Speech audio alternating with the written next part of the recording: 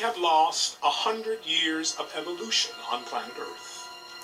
A true lost century. Huge progress was made in the 1920s as Nikola Tesla developed energy generation technologies that could power the Earth, drawing endless free energy from the so-called empty space around us. So-called empty space isn't really empty at all. It's actually full of energy. So instead of being like kind of a quiet, empty lake, it's more like the froth at the base of a waterfall or something. The amount of energy in a cubic meter of space-time was 10 to the 26th power, so 10 with 26 zeros behind it, joules per cubic meter. And that's enough energy, even in a coffee cup, to boil all the oceans of the Earth completely away into steam. The acronym Unidentified Flying Object is a deliberately obfuscating term. And what it really is an alternative energy and propulsion system. They had a piece of, they thought was plexiglass, a rectangular piece of plexiglass, for years before they figured out it was the energy device for the craft. And it was connected in such a manner that this device could power a very small watch up to a city. Power was determined by what the demand on it was. And so each craft had one of these. The implications of free energy go far beyond keeping the lights on in your home or running your car without gasoline.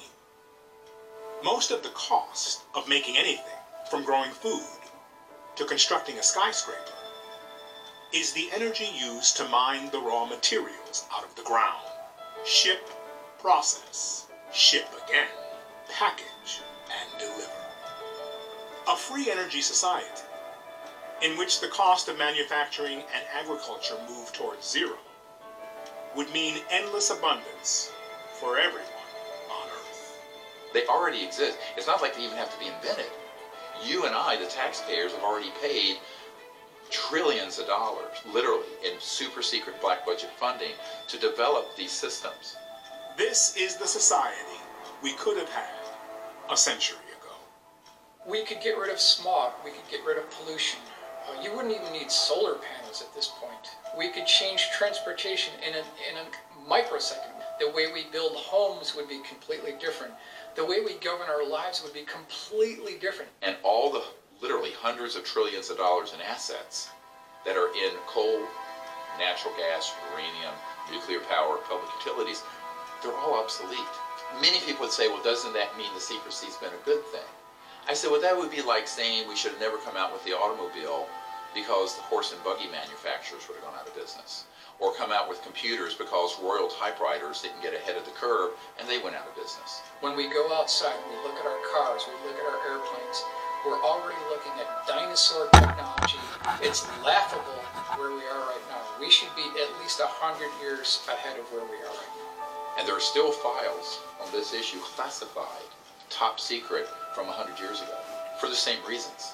Because the macroeconomic order of fossil fuels, petrodollar, a handful of industrial elites and corporations be completely transformed. But the folks who actually call the shots in the multi-trillion-dollar global economy, they don't want to see that happen. They know that if that power was, delineated to the average person, we wouldn't need them anymore. They don't want it today, and the likes of J.P. Morgan and others back 100 years ago didn't want it. When they found out that Tesla had passed away in the Hotel New Yorker, they came in, they had the manager of the hotel open the safe, and they took all of Tesla's papers. And this was to the director of the FBI from the Department of Defense in a turf war trying to get that information and lock it up. This is not a contested document. This has been officially released. A century of artificial scarcity has produced a destabilized, dehumanized, war-torn world, where the power and wealth have been transferred from the many to the hands of the few.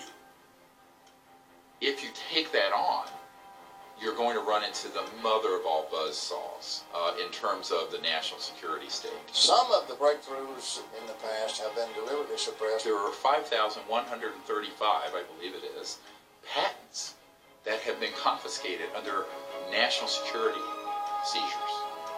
Now, these are just the patents, and This is what happened to a lot of the huge breakthrough technologies, like Stan Meyer, who had a car running on water. A local inventor has discovered a way, hear this, to use water to run your car. It's a major breakthrough that will no doubt make motorists happy. And as Ralph Robinson explains, the Pentagon is also showing lots of interest in this project. A lot of people don't realize that Stan Meyer had a toroidal, a donut-shaped object that put out many times more energy than you had to put into it because it was tapping into this zero-point quantum vacuum energy field. That had a national security order on it before he even got it to patent. It was seized and shut down. What we really had was a threat to the scientific establishment. I view this as the greatest strategic threat to survival of the United States and, in fact, of civilization itself. Who's going to stop this from happening? The president doesn't know it's occurring. The Congress oversight committees have no idea what's going on. And you have these people who are in the deep national security state who basically do what they want. The problem is most of these inventors think that the world's going to be the path to their door. Unfortunately, Murder Incorporated beats the path to their door first. But free energy technology was only one half of the equation when it came to advanced extraterrestrial technology. Early research into anti-gravity technology gained momentum in the 1940s, as Adolf Hitler poured tremendous resources into developing his secret weapon, the so-called Flying Bell. Once we acquired these technologies, they were augmented with the study of retrieved extraterrestrial craft, and we created our own fleet of so-called alien reproduction vehicles. This is where Bell Labs was involved, this is where General Electric was involved, this is where a number of high-tech companies gained their knowledge. Lockheed Martin Skunk Works, and EG&G, and Raytheon, and E-Systems, and MITRE Corporation, and Booz Allen Hamilton, and on and on and on. I know many people who've worked in these programs. Quote, we have things flying in the Nevada desert that are 50 years beyond what you could comprehend. If you've seen it on Star Wars or Star Trek, we've been there, done that, or decided it wasn't worth the effort. So that's coming from Ben Rich.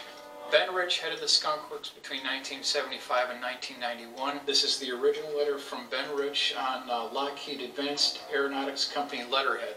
I am a believer, and so is Kelly Johnson. And here it says, Dear Ben, there are two categories. A, man-made UFOs. B, extraterrestrial UFOs. Dear John, yes, I'm a believer in both categories. I feel everything is possible. Many of our man-made UFOs were unfunded opportunities. In both categories, there are lots of kooks and charlatans. Be cautious, Ben Rich. We now have the technology to take ET home. Ben Rich, CEO, Lockheed Skunk Works. It is being covered up, but probably not for the reasons you might think. Within the intelligence communities, they have something called ace-in-the-hole technologies. So secret they didn't even talk about it. November 12th of 1988 was their dog and pony show, a classified military exhibit at Norton Air Force Base. And then off in a separate section of the hangar behind a curtain, which was opened up once everyone had gathered, were three of these so-called alien reproduction vehicles, or ARVs. The craft itself was hovering off the floor with no landing gear underneath it, nothing supporting it from above. To see something, travel across 12 miles of airspace in under a second and a half, make a couple of right-angle turns, and not make a supersonic shockwave of any kind, no sonic boom, which I've personally witnessed on a number of occasions. I mean, it changes your whole perspective. There were some very good folks, like Secretary Forrestal, and others who wanted to bring the subject out, but in a way where there would be contact that would be peaceful between humans and these civilizations. But there were other people who saw the big gold mine of militarism and war profiteering and the psychological warfare value. Their mandate, their mandate is to lie, deny, and deceive. There are people who've had experiences with the technology that were not able to handle it psychologically because it defies reality. And in this document, the CIA director, Walter Smith, says, I am today transmitting to the National Security Council a proposal in which it is concluded that the problems connected with unidentified flying objects appear to have implications for psychological warfare, as well as for intelligence and operations. We have to take a step back from all the jargon and all the paranoia in Star Wars movies for just a minute and realize that it's very easy to set up a false flag operation. A false flag operation, also known as a false indication and warning, is a military tactic in which you create the illusion of a threat, often by attacking yourself and blaming the desired enemy. It's proven extremely effective at uniting the public around a perceived threat. And this is actually a well-known concept in military intelligence circles. We did it in the Gulf of Tonkin in Vietnam, where we exaggerated, if not completely staged, an attack on our naval vessels so we would stampede President Johnson and the Congress into vastly expanding the Vietnam conflict to benefit, guess who, the military-industrial complex and the war profiteers. U.S. military officials, for example, have planned through a project called Operation Northwoods back in 1962 to dress up Cuban refugees in Cuban military uniforms, have them attack Guantanamo Base and kill U.S. military personnel, sink U.S. military ships, and blow up shopping centers in Miami, targeting, killing refugees from Cuba to infuriate the American population so that they can invade and occupy Cuba. It's astonishing that anybody would dare to make a recommendation like that, but they did. Then you can look at Iraq. Concocted all kinds of false information about weapons of mass destruction, which Saddam Hussein did not have, and it was known in intelligence circles he didn't have. Fracture that whole part of the world, and now we have ISIS. So we have to realize the machinations and manipulations that go on behind the scenes leave us very vulnerable. And the big one is this one, where they could say, oh yes, the UFOs are real, but guess what? They're a threat. We need to unite the world, like Will Smith said in the original Independence Day. Something you want to add to this briefing, Captain Hiller? No, sir. I'm just a little anxious to get up there and whoop E.T.'s ass, that's all. Efforts on the part of a certain element within the kind of ruling structures of our planet to try to utilize the discovery of extraterrestrial intelligence as an ultimate threat, the ultimate other bad guys, to justify the national security state dream of locking down and putting under complete control of an authoritarian ruling class the control of the planet and the resources. The nations of the world will have to unite, for the next war will be an interplanetary war. The nations of the Earth must someday make a common front against attack by people from other planets. General Douglas MacArthur.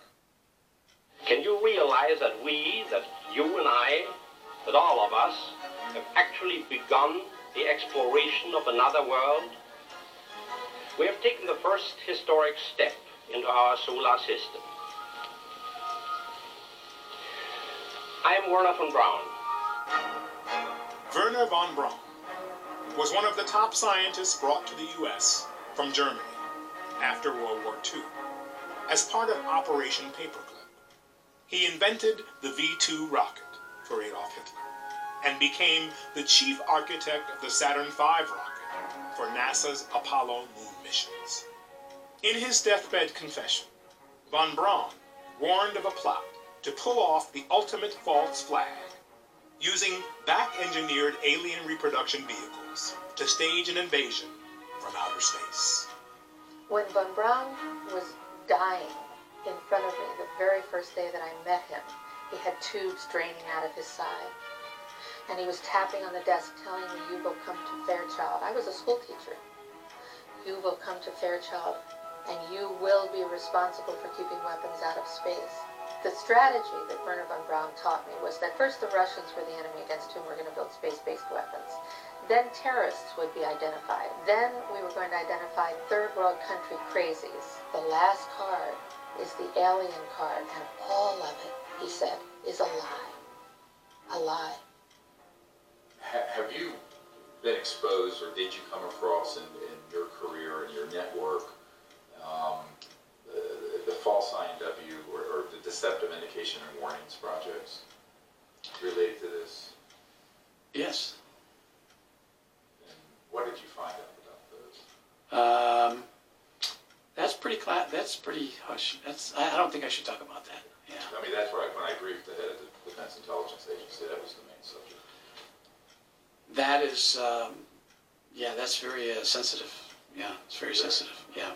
I occasionally think how quickly our differences worldwide would vanish if we were facing an alien threat from outside this world.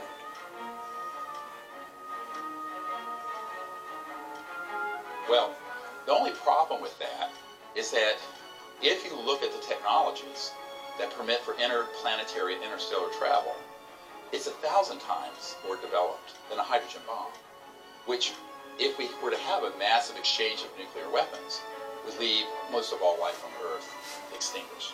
Therefore, how could we possibly have armed conflict with another planetary system for more than a nanosecond and survive it? They know that we couldn't. But it's a way of manipulating the public through demagoguery of fear, jingoism, false nationalism, and creating a boogeyman out in space. Were you surprised when your daughter enlisted? Not at all. She's a born leader. I know I've been taking orders from her since she was 5 years old. So you don't worry about her? Of course I worry about her. I fought in the war in '96. I know what those things are capable of. But I know what my daughter is capable of. And I know this planet is safer because she's defending it.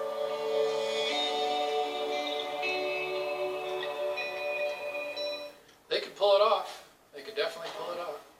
Right now, they have the technology to mimic the form, fit, and function of extraterrestrial UFOs. They have the technology, absolutely. It's seamless, and you can never tell the difference. If they do have a false flag invasion, they're going to use one of these. This is the Hudson Valley Boomerang. This is 1982 to 1989. Over 25,000 eyewitnesses reported this craft. They can use these saucers, the cigars, the pyramids, the triangles as a united coalition. And that's how they're going to do it. We're talking about 150 to 172 feet across for the wingspan, which is the identical wingspan of the B-2 stealth bomber. So the question we need to ask is, was some of that $22.4 billion used on the B-2 poured into this program? It's the exact same time frame. When they power up and when they accelerate, it looks like a spark off a grinding wheel, and you could never know the difference. So if they wanted to hoax an alien invasion, they could do it, and they could do it in a way that's 100% believable. They started doing all kinds of psychological warfare entrainment of the public by staging hoaxed events, such as cattle mutilations. Oh, it's a flying saucer did that. It's a covert paramilitary program, human. So if you wanted to start indoctrinating people into a false threat from outer space that Werner von Braun warned us about, you would start staging events that look alien, but that are completely man-made, that are scary, and scare the hell out of people. UFO encounters are categorized into 4 groups. Close encounters of the 4th kind include people who claim to have been abducted by extraterrestrials. If you had a close encounter of the 4th kind and you are back, we're anxious to hear from you. Inner stage left, you got these sort of anti-gravity devices with creatures that look like ETs that are actually man-made robotic systems. They're called programmed life forms. And you start doing select interfaces with the public. We did do that, yes. OSI did that. There was a special group out of the 7602nd Air Intel Wing at Fort Belvoir that came out and did that. They had these people that had maybe some sort of defects, anatomical defects that were brought in to fool people and thinking they're aliens. Yeah. I can't give you any specifics because it's still, the program is still classified, and they probably still doing it. I wouldn't doubt it, they were still doing it. So they've already got this psychological warfare already embedded into the minds of people to expect an extraterrestrial, not a secret aircraft, but an alien craft. So when they do pull this, they'll already have everything ready to roll. These civilians got onto the base and got into something. They saw something they weren't supposed to see, and this group came out and went into their home and scared the dickens out of them. And staged an alien event. Exactly. The government will use the extraterrestrial phenomenon to cover their own deep black programs, and so that's the fight that we're up against here. And then it makes it out through the movie industry and the UFO lore and the internet and what have you, and it starts creating this specter of a threat.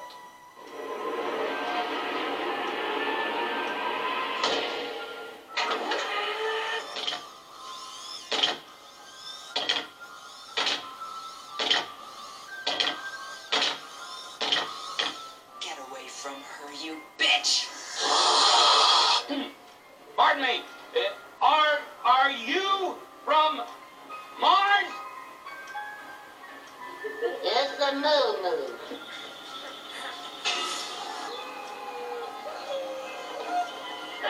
Nicht Deutsch? It's a moo-moo.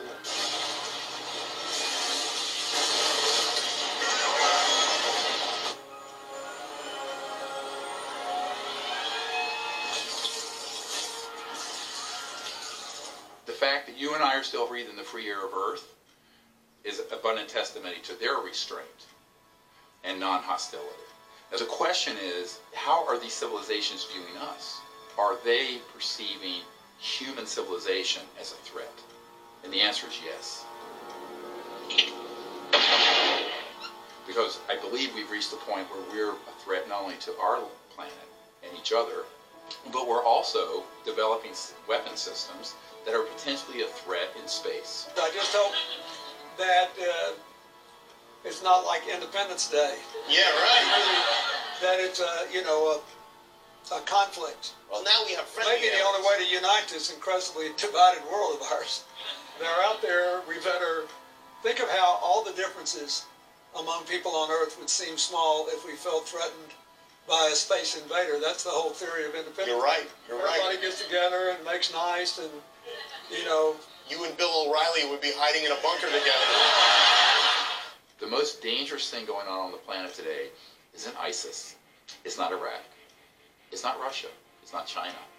It's a out-of-control, covert group that is not being overseen by the people, the Congress, or the President, who have developed these technologies and are recklessly using them to track and target extraterrestrial vehicles. The result of this is that we're in a crisis that is unacknowledged, ironically, because these projects are unacknowledged. What do? Do you talk to your congressman? Do you write your senator? Do you march on the White House lawn? What good is that going to do if the people who run this government don't have access to the programs? They're not cleared for it. So that's just not the direction to go. We better not get this one wrong, because this could be a threat to all life on Earth if we are reckless with this issue.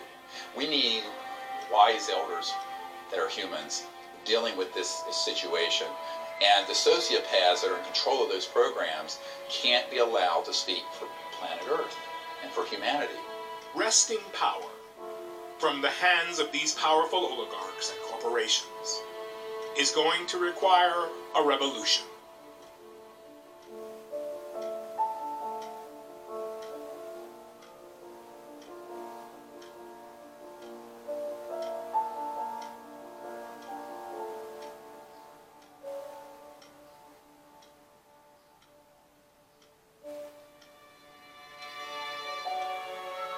One of the more hopeful events that happened over the last decade was what I call the French Initiative.